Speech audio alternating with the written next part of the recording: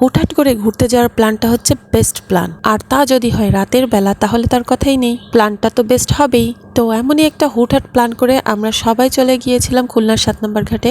সেখানে যে অনেক খাওয়া দাওয়া করেছি, মজা করেছি, সেটাই আজকে আপনাদের সাথে শেয়ার করব। সো আসসালামু আলাইকুম, hello everyone, welcome to my new blog. প্রতিদিন সন্ধ্যায় আমাদের বাসায় একটি চাঁদের হাট জমে, যেহেতু ইতি আসছে, তিথি আপু আসছে, আর ভাবি তো আমাদের বাসায় সন্ধ্যার পর থেকে এমনিই থাকে। আর আম্মু সিক বলে আমি এই বাসায় আছি কিছুদিন, ইতিও তার কারণে থেকে গেছে। মোটামুটি আমরা সবাই এক হয়ে গেছি। তো সন্ধ্যার সময় আমি আয়নকে পড়াচ্ছিলাম, যেহেতু কালকে আয়নের পরীক্ষা। তো সন্ধ্যায় আমাদের বাইরে যাওয়ার কোনো প্ল্যান ছিল না, বাট হঠাৎ করে তিথি আপু বললো যে চলো আমরা কোথা থেকে ঘুরে আসি। আর এই ক্রেভিংসটা তিথি আপুর বরাবরই আছে। তো যেহেতু আয়নের পরীক্ষা, সবাই আয়নের জন্য ওয়েট করলো। আয়নের পড়াশোনা শেষ হলো, তারপরে আমরা 9টা সাড়ে 9টার সময় বেরিয়ে পড়লাম 7 নম্বর ঘাটের উদ্দেশ্যে। তো এখানে মজার ব্যাপার হলো আমরা কেউ কিন্তু একটু সাজুগুজু করিনি, বাসায় যে যেমন ছিলাম সেই অবস্থায় বেরিয়ে পড়েছি। আর ছোট ছোট আন্ডা বাচ্চাগুলো ঘুমাইছিল, ওদেরকে ঘুম থেকে টেনে উঠে এক প্রকার নিয়ে আসা হয়েছে। মানে এদের মাদের ঘুরতে যাওয়ার কতটা ক্রেভিং উঠছে। তো রেডি হওয়ার পর ভাবি শান্ত ভাইকে ফোন দিল, শান্ত ভাই অটো পাঠিয়ে দিল।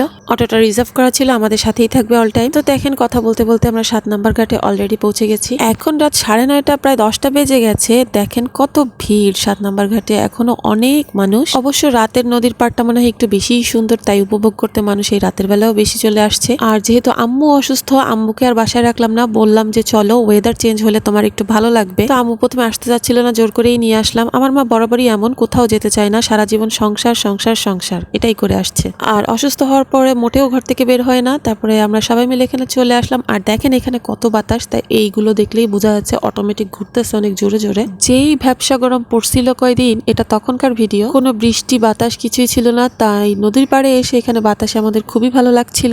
বাচ্চাগুলোকে যেহেতু ঘুম থেকে টেনে উঠায় আনা হয়েছে, ওরা এখানে এসে ঘুম থেকে উঠে গিয়েছে, আর দুটোই ভাবির কোলে এসে উঠছে।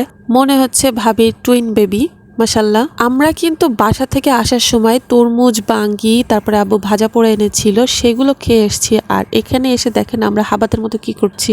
পাপড় তো আমাদের সবারই খুব পছন্দ, আর এটা থাকবে আর আমরা খাবো না সেটা তো হতে পারে না। তো আমরা এখানে পাপড় নিয়ে নিলাম। যেহেতু ঘুম থেকে উঠছে, তাই সাফিনের মনটা একটু খারাপ মনে হচ্ছে। আর আমরা এমন ভাবে খাচ্ছিলাম, খেতে খেতে পাপড়টা পুরো গুঁড়ো গুঁড়ো হয়ে গেছিল। তা সেখান থেকে আমি একটু বড় টুকরা পেয়ে বলছিলাম যে দেখেন আমি জিতে গেছি।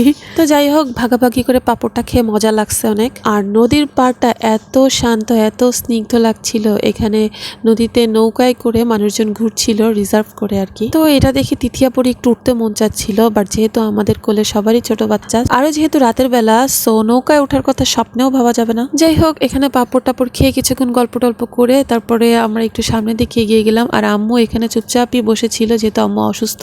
কিছু সামনে এসে দেখলাম একজন মুড়ি মাখাচ্ছে। তো এনার মুড়ি মাখানোর এখানে দেখলাম অনেক ভিড়, তাই ভাবলাম হয়তো এখানের মুড়ি মাখাটা অনেক মজা হবে।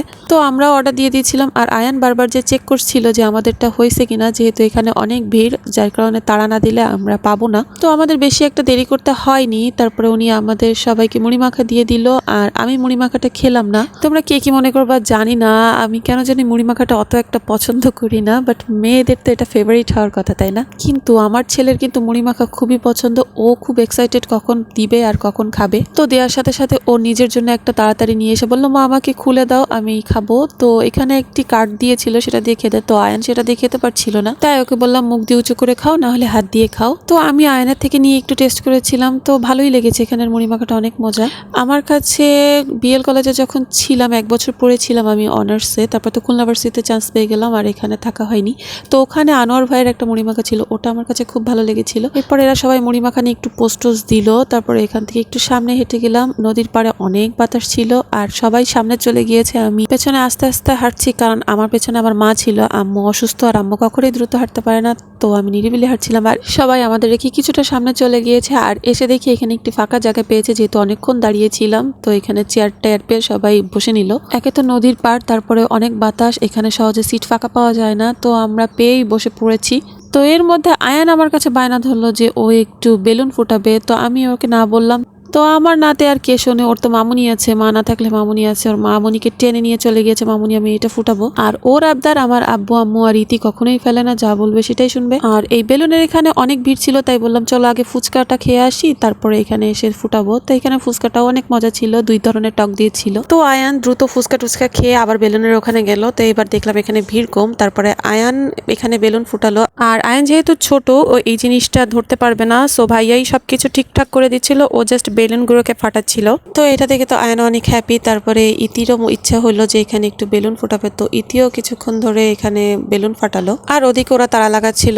প্রায় 11টা 11:30 বেজে গেছে বাসায় যাওয়ার জন্য। তো যেহেতু আমরা অটো রিজার্ভ করে এসেছিলাম, আমাদের অটোটা আমাদের জন্য ওয়েট করছিল, আমরা অটোতে করে বাসার উদ্দেশ্যে রওনা দিয়েছি। আর এখানে এসে আর একটা মজার কাণ্ড ঘটছে। আমরা বাসা যাওয়ার উদ্দেশ্যে যখন আসছি, তো ট্রেন স্টেশনে একটা ট্রেন আসবে বলে আমাদের অনেকক্ষণ আটকায় রাখলো। তো ভাবলাম ট্রেন যাবে, ভিডিও করব, নিশ্চয়ই বড়সড় ট্রেন হবে।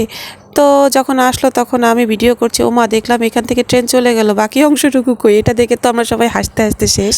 আশেপাশে যারা ছিল সবাই হাসতেছিল যে এটার জন্য আমরা এতক্ষণ দাঁড়িয়েছিলাম, দেখেন কত ভিড় হয়ে গেছে ট্রেনের দুই পাশে। তো যাই হোক, এই যে দেখছেন আলপনা, এই আলপনাটা হচ্ছে আমাদের শিববাড়ি মোড়ে বাংলা লিংকের থেকে করা হয়েছিল।